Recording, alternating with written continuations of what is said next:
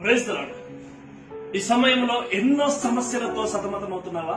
నీకు ఇచ్చిన కుటుంబ భారాన్ని, నీకున్నటువంటి ఉద్యోగంలో, ఈ సమాజంలో ఎన్నో సమస్యలతో అర్థం కాని సిచ్యువేషన్ లో ఉన్నావా?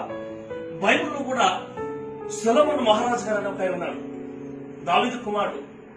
ఇశ్రాయేలు దేశానికి రాజుగా నియమించుకున్న తర్వాత దేవుడు తనని అడిగాడు, నీకేం కావాలో కోరుకోమని.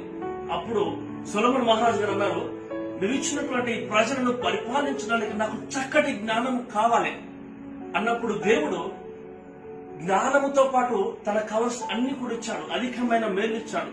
సో నువ్వు డబ్బు కోసము, ఇతరతరాల కోసము నువ్వు ఆలోచన చేసి వాటినే కోరుకున్నట్లయితే వాటిని ఎలా మేనేజ్మెంట్ చేయాలో నీకు తెలియదు కాబట్టి నువ్వు నుండి కోల్పోతావు.